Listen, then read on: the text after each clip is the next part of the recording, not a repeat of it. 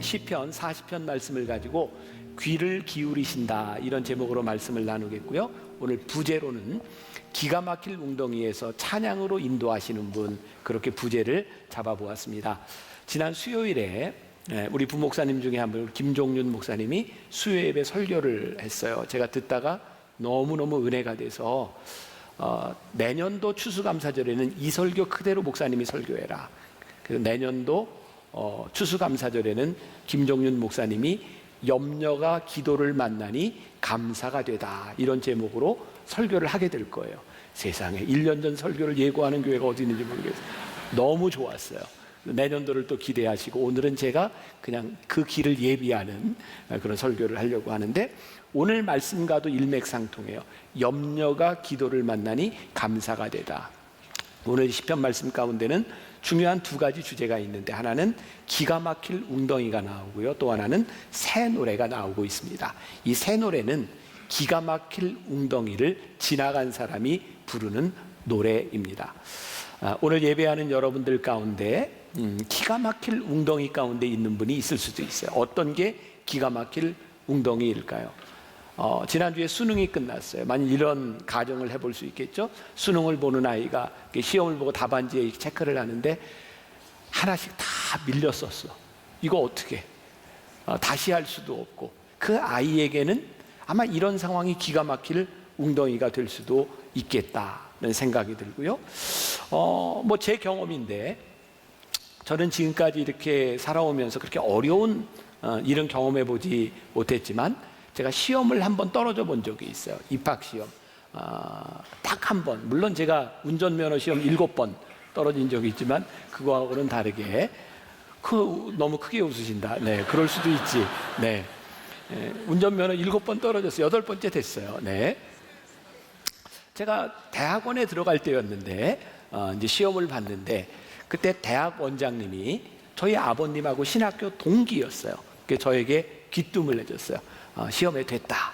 제가 기쁜 마음으로, 그분이 그 종로 서적이라고 기독교 사회에서 출판 기념회를 하는 날 제가 가서 이렇게 축가를 불렀습니다. 지금은 제가 목소리가 이렇지만 예전엔 괜찮았어요. 이제 축가를 탁 부르고 나는 이제 대학원에 붙었으니까 기쁘게. 근데 그 시간에 대학원 그 위원회에서 입학 사정회가 열리고 있었는데, 그 해에 유일하게 늘 정원을 가지고 뽑았는데, 그 해에는 커트라인을 가지고 대학원 입학시험 선발이 됐어요. 제가 떨어졌어요.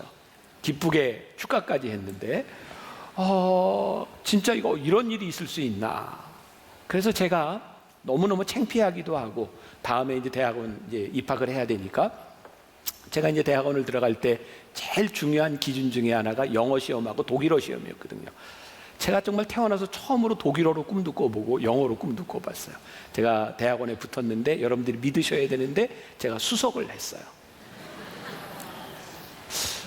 믿는 것 같기도 하고 안 믿는 것 같기도 하고.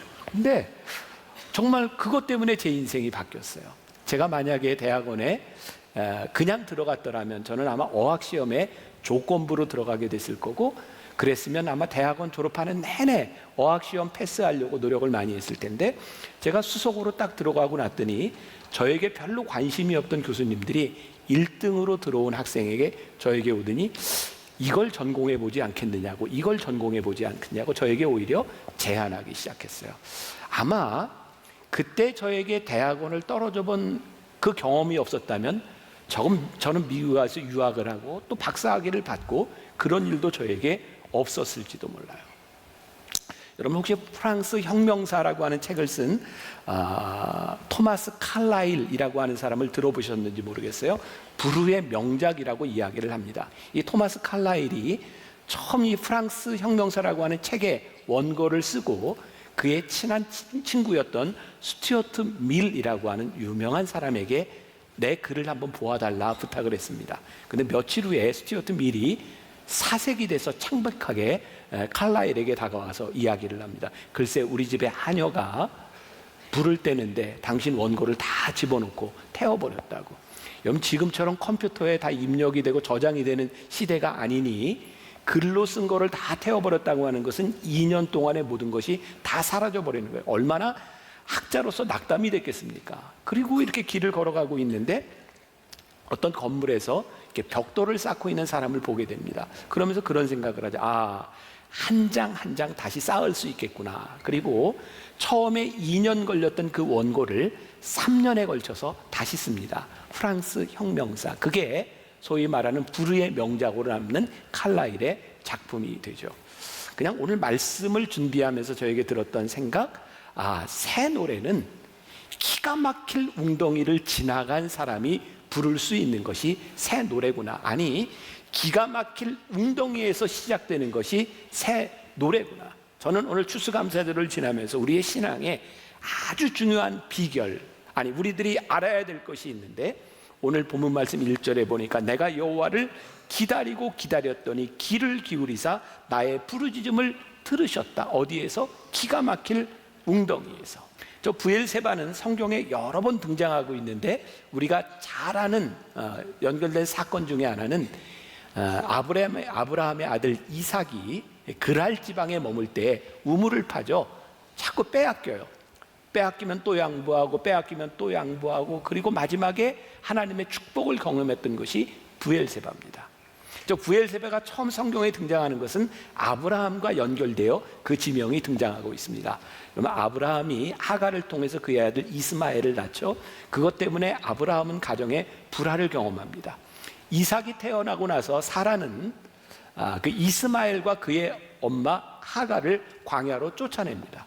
그 광야에서, 그 죽을 지경에서 하나님을 만났던 것, 처음으로 등장하는 것이 부엘세바입니다. 그러니까 저 부엘세바는 기가 막힐 웅덩이에서, 모든 것을 잃었던 곳에서 하나님을 만났던 장소입니다. 그래서 저는 오늘 이 지명을, 오늘 이 다윗의 시편과 연결되어서 그의 인생에 기가 막힐 웅덩이와 수렁 가운데서 하나님을 만났던 곳, 그래서 부엘세바라고 하는 지명과 연결시켜 보았습니다.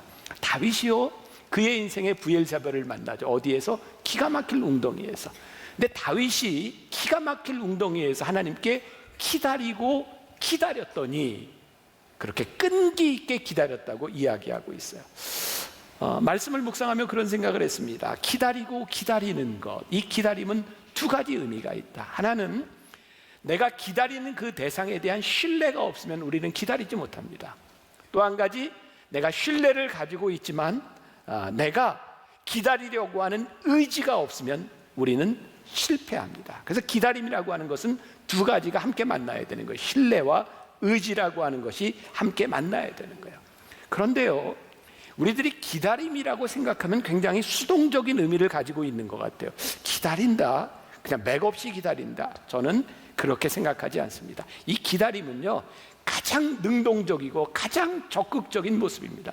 우리의 인생에 내가 헤어나올 수 없는 그 수렁에서, 기가 막힐 웅덩이에서 기다린다고 하는 것은 수동적인 기다림이 아니라 내가 할 수 있는 최대한의 능동적인 모습입니다. 내가 하나님을 믿으니, 주님을 믿으니 내가 기다리겠습니다. 그런데 오늘 말씀 가운데 이렇게 되어 있죠. 내가 여호와를 기다리고 기다렸더니 귀를 기울이사 나의 부르짖음을 들으셨다.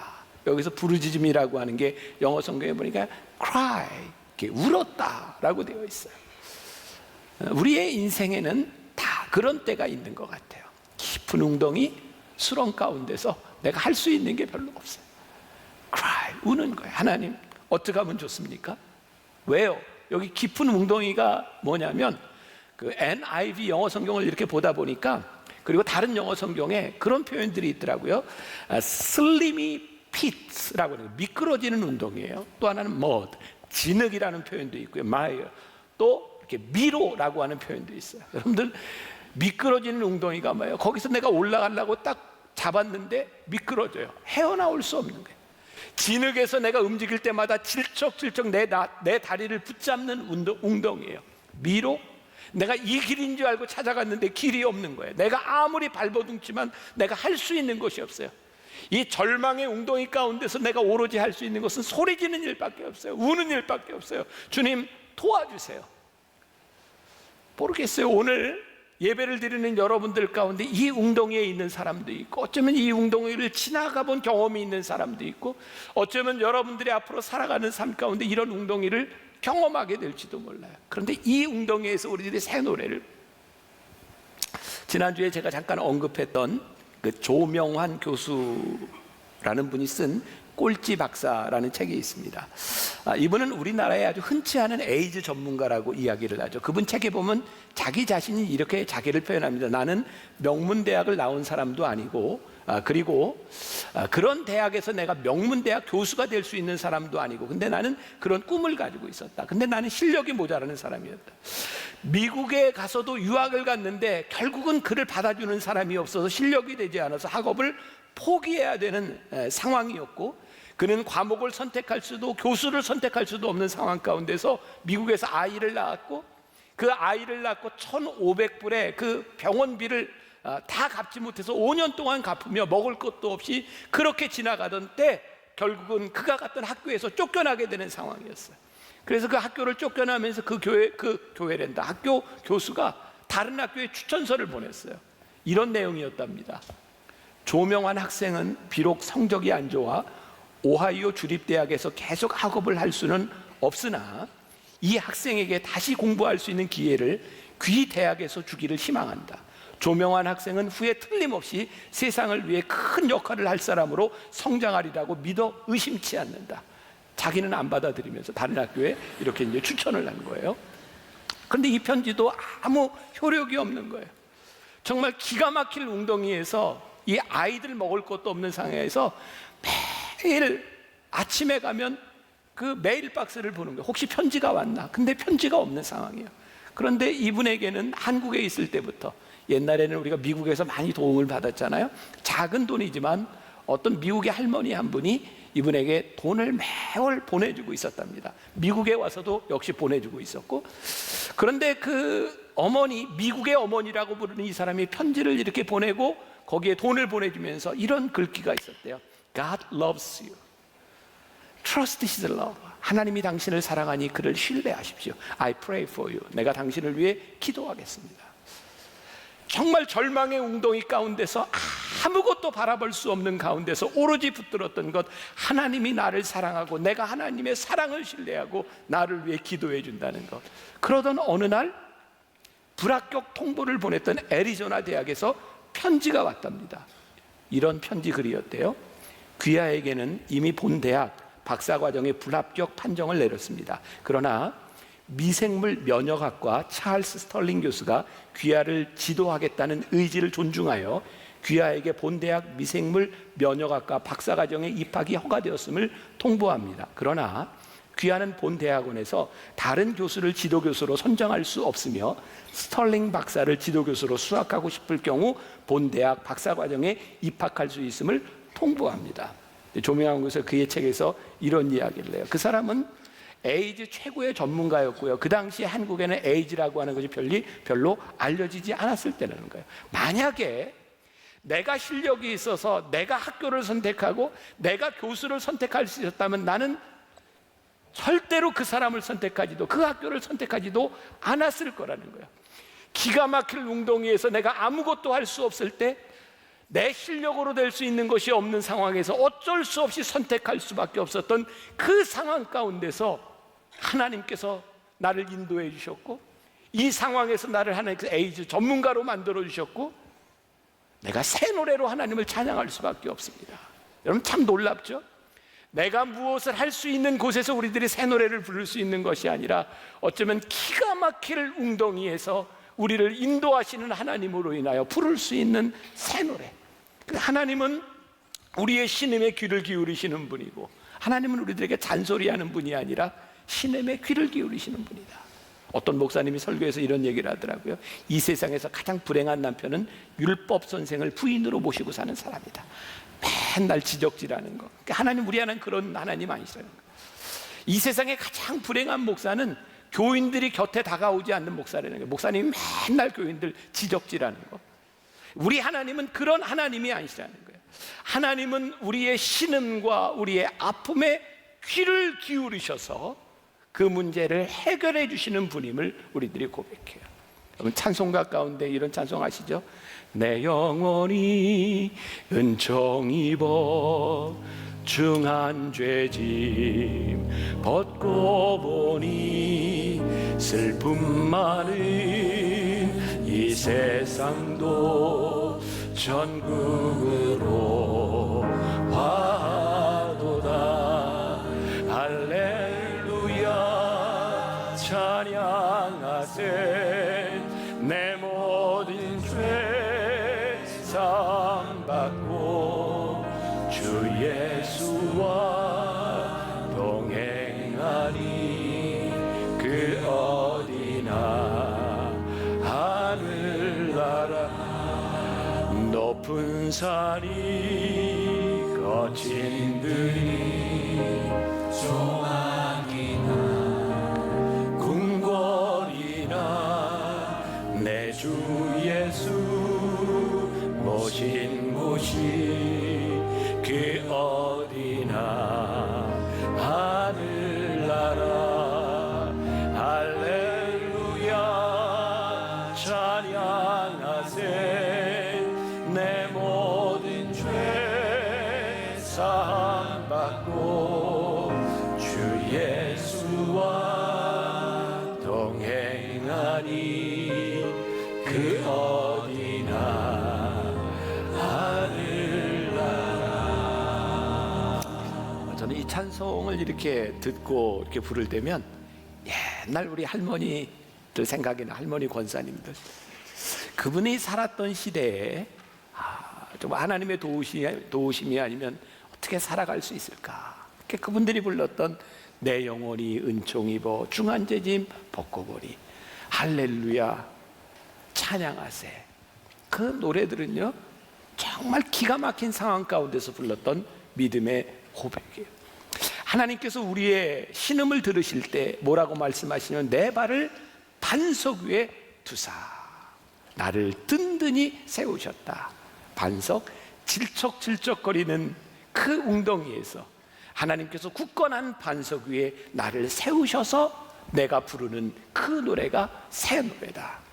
찬양할 수 있는 게 얼마나 큰 은혜인지 몰라요. 찬양했더니 3절에 보니까 새 노래 곧 우리 하나님께 올릴 찬송을 내 입에 두셨으니 많은 사람이 보고 두려워하여 여호와를 의지하리로다. 찬양하는 거죠. 오늘 우리가 찬양 많이 했죠. 오늘 이렇게 김종윤 목사님 얘기를 또 하게 되는데 아시죠? 제가 미국에 있는 동안 설교했던 김종윤 목사님 기억하시죠? 글쎄 제가 없는 동안 그 김종윤 목사가 몹쓸 설교를 했더라고요. 세상에 그런 얘기 했다면서요. 제가 화가 날 때면 제가 노래를 한다 이런 얘기 해가지고 문제가 생겼어요. 우리 교회 초신자인데 제가 이제 처음 교회를 나오는 분이고 이렇게 헤어샵을 오픈한다고 해서 제가 신방 삼아 이렇게 가서 이렇게 머리를 이렇게 자르게 되었어요. 근데 그분이 실족한 거예요. 제가 머리 자르는 내내 찬양을 했대요. 그래가지고 마음에 안 들어서 제가 화가 나서 찬양을 했다. 자, 제가 공개적으로 얘기합니다. 아니에요. 제가 화난 거 아니고요. 저는 그냥 이렇게 혼자 있을 때나 다닐 때나 화날 때도 찬양을 하지만 기쁠 때도 찬양을 해요. 저는 찬양하는 게 너무 좋아요. 그래서 그 몇 주 전에 있었던 몹쓸 설교를 이제 잊어버리시고, 야, 이 찬양하는 게 얼마나 귀한 일이지만 내 인생에 찬양을 부른다. 화가 날 때, 좋을 때 내 인생을 바꿔주신 깊은 웅덩이와 수렁에서 나를 건져주신 하나님으로 인하여 찬양한다.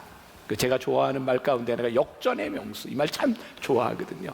깊은 수렁에서 우리를 건지신 하나님을 찬양하는 이 찬양이 얼마나 귀한 일인가.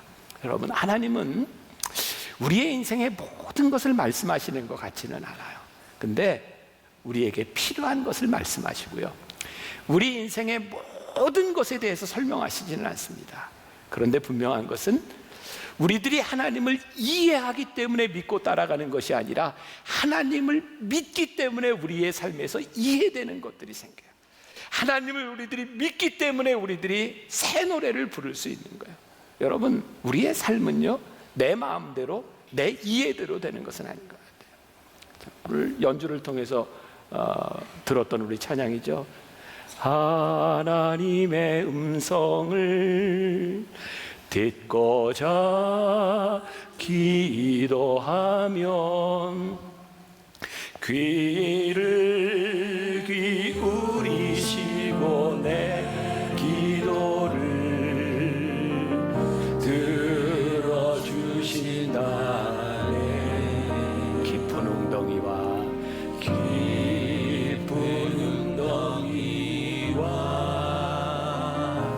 수렁에서 끌어주시고 나의 발을 반석 위에 세우시사 나를 든든히 하셨네. 새 노래로 부르자 랄랄라. 하나님께 올릴 찬송을 새 노래로 부르자. 하나님 새 노래로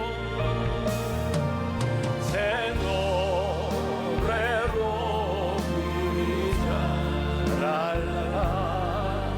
하나님께 올릴 찬송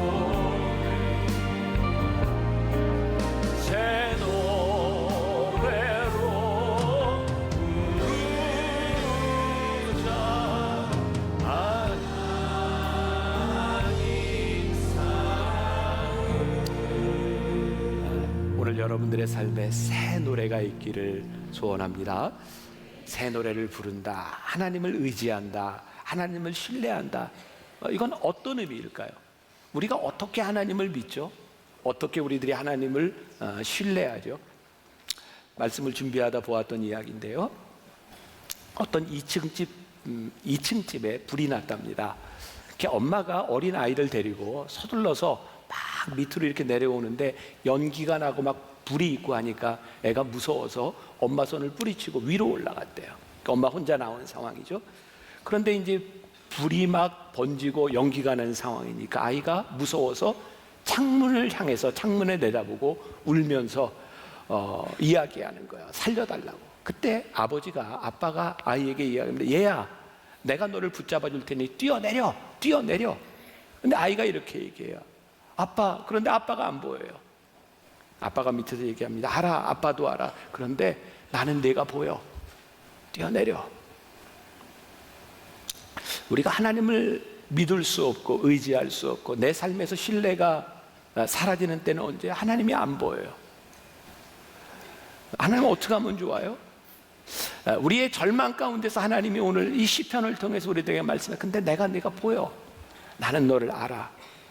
뛰어내려. 부르짖을 때 하나님이 우리를 안다고 말씀하세요. 그래서 우리는 절망 가운데서 어쩌면 우리의 인생의 영혼의 밤을 지나가며 우리는 새 노래를 부를 수 있어요.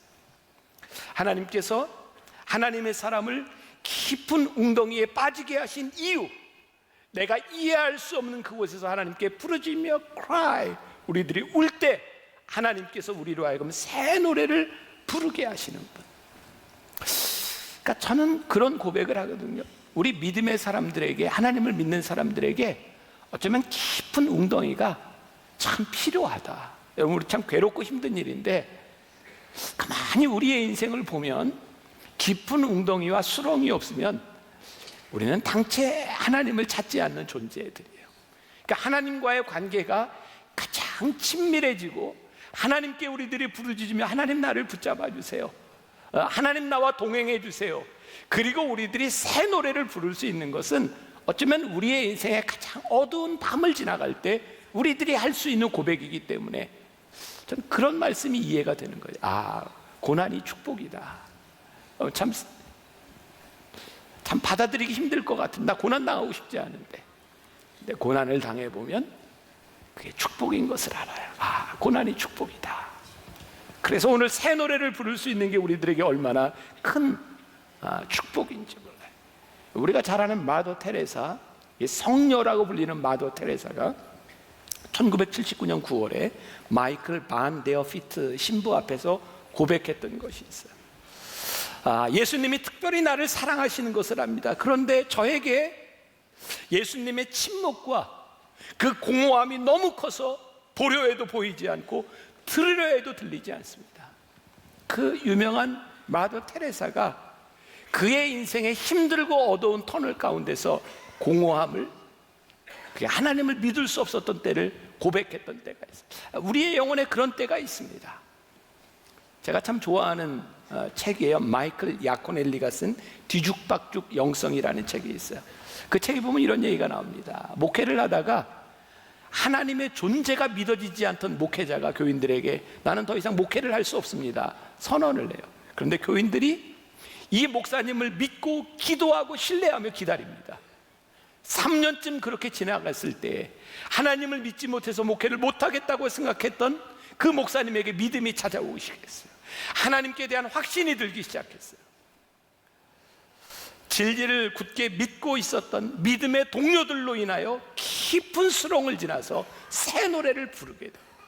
어쩌면 우리의 깊은 수렁에서 내가 할 수 있는 일은 없을지 몰라요. 우리를 믿어주고 기다려주고 또 우리의 부르짖음을 들으신 하나님 앞에서 우리의 인생의 새 노래를 부르는 것, 그건 참 큰 축복인 것 같아요. 오늘 추수감사절에 우리의 인생의 축복이 수렁을 지나지 않고 꽃길을 지나가는 것이 축복이 아니라 한 번도 하나님의 존재에 대한 의심을 하지 않고 순탄하게 신앙생활을 하는 것이, 그것만이 축복이 아니라 내 인생의 수렁 가운데서 부르짖고 그 부르짖는 가운데서 우리들에게 새 노래를 부르게 하시는 하나님을 고백하는 것, 그게 우리들에게 축복임을 믿으며 오늘 여러분들이 부르짖어야 될 사람은 부르짖고 새 노래를 부르며 찬양할 사람은 찬양하고 이 시간들을 지나가며 감사의 고백이 있는 여러분들의 삶이 되시기를 주님의 이름으로 간절히 축복합니다.